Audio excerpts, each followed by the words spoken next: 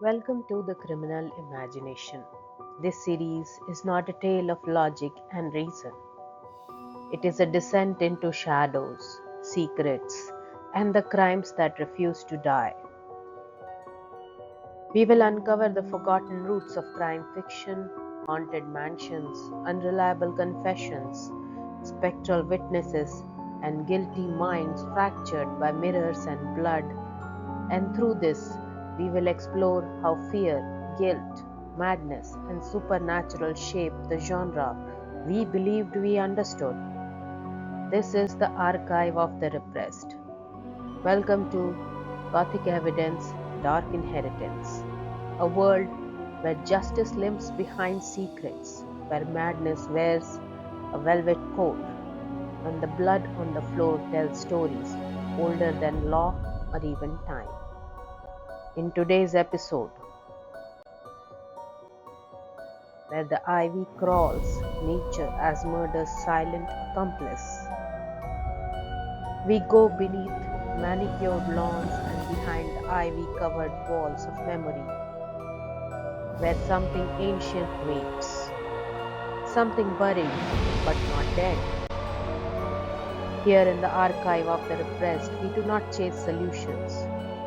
We trace the stains that remain blood diluted by time, guilt soaked into wood grain, testimony carried not in courtrooms but in the crooked roots of rose bushes.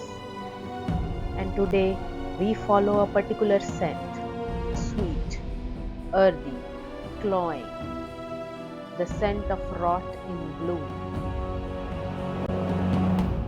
The body is in the garden. It always is. Fiction rarely begins with such literal burial anymore. But the Gothic never gave it up. The garden is our mythic space of concealment and return. No matter the time, the crime returns to the soil. No matter the genre, the Gothic remains in the ground. In Josephine Tales, the franchise affair, we are presented with an ordinary village, a respectable house, and two reclusive women. Their home, the franchise, stands just far enough from town to seem suspicious. It is overgrown, it is private, it is imperfectly civilized. When a young girl named Betty Kate accuses them of kidnapping and beating her, locking her in the attic and forcing her into housework, the accusation lands not only on them but on the house, on the garden, on the hedge, on the shadows. Betty's story is vivid. There were roses, she says. They made me pick the thorns out without gloves. Her voice is innocent, her details precise. But there is something too smooth, too rehearsed.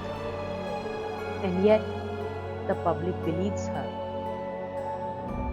Not because the evidence demands it, but because the setting permits it. Because the franchise looks like the sort of place a crime might happen.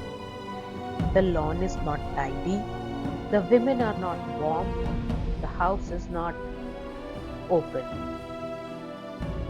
This is the Gothic's most cunning trick, to let fear in through familiarity.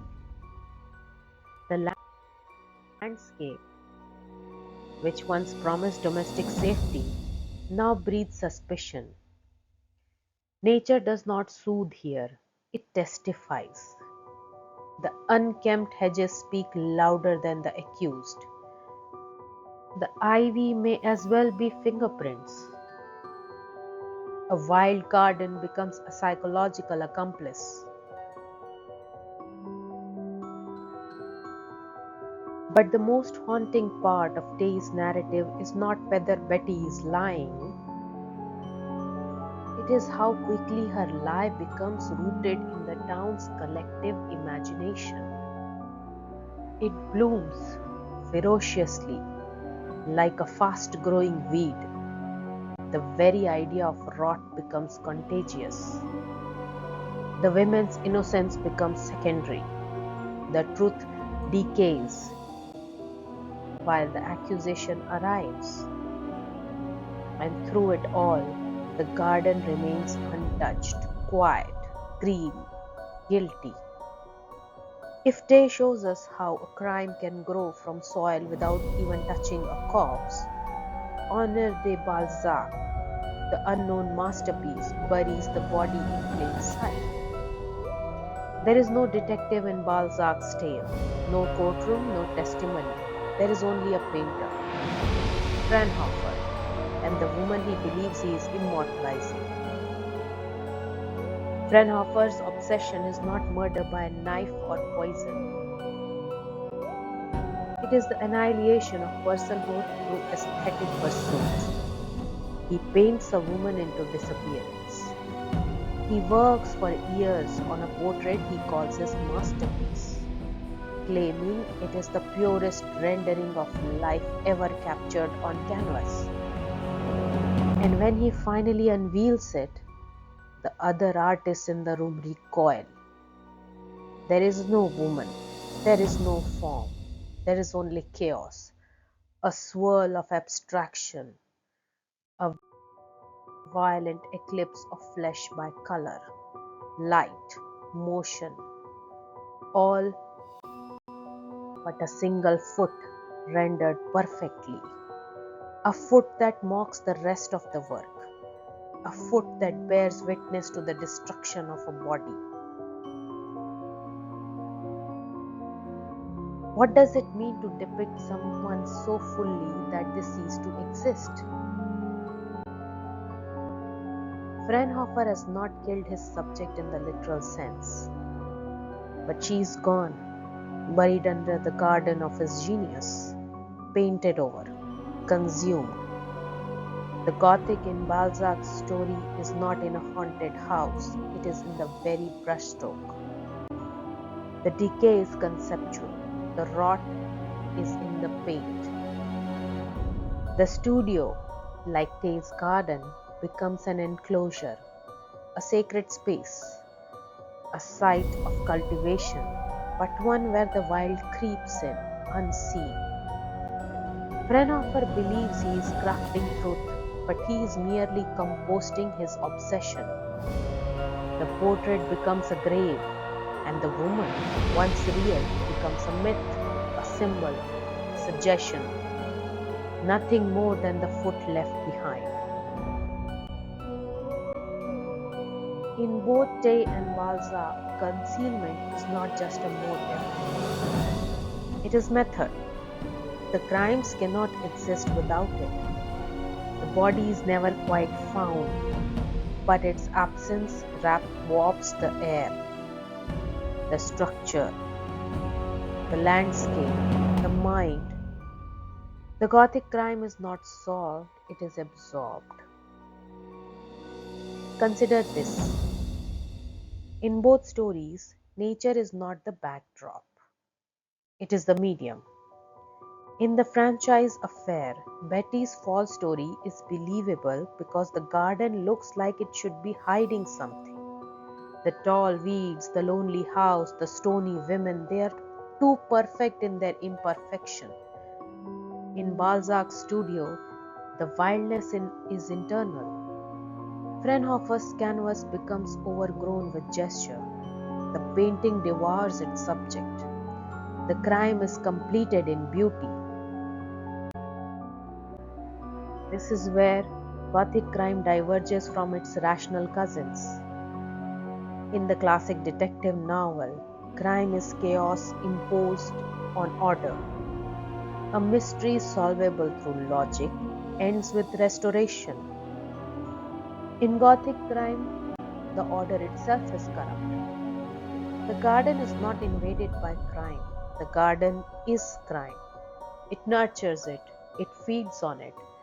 The hedges hide not just bodies but blame. The vines grow not over ruins but over guilt. Even the very notion of a garden becomes perverse. Etymologically, A garden is an enclosure, a space bounded, tamed, separated from wilderness. But in these stories, the garden is neither pure nor closed. It leaks, it whispers, it collaborates. It is not merely a space of concealment, it is a space of transmutation. What is hidden in the garden will not stay buried. It will root, it will climb the walls, it will flower violently into story. And so the franchise affair becomes a study in reputational murder. The sharp women do not lose their lives, but they lose their standing, their autonomy, their privacy, their innocence. The house, once simply a house, becomes an accomplice in the public eye. The soil beneath it, accused by proxy. And the unknown masterpiece becomes a tale of aesthetic murder. Fraunhofer does not stab, he erases. He paints the woman into dissolution, denying her the dignity of visibility. The masterpiece is his confession, and the smudged, swirling chaos is both evidence and eulogy. Both crimes resist clarity, both landscapes refuse absolution. These stories are not moral lessons, they are warnings, not about individual criminals, but about the structures that make crime inevitable. The studio that feeds ego unchecked, the garden that grows suspicion in the absence of evidence, the social imagination that cultivates falsehoods in fertile soil. Gothic crime fiction insists on the unreliability of perception, the danger of beauty, the horror of silence. It asks us not only what happened, but what we have chosen not to see, not to remember, not to dig up.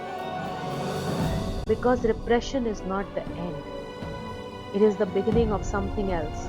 The repressed does not vanish, it grows, it distorts. It learns how to thrive in shadow. It becomes root, vine, stem. It becomes a part of the landscape, the most dangerous part. These stories linger with us not because of the crime, but because of the aftermath, the guilt that cannot be expunged, the doubt that cannot be extinguished. The garden, untrimmed, continues to grow. And so I ask you, what have we buried in our own gardens? What truths have we landscaped into decorum? What lies have we planted, watered, and fertilized with fear? And when they bloom, what will they look like? Remember, the flowers you admire may be feeding on something you forgot to lost. Until next time, this has been The Criminal Imagination.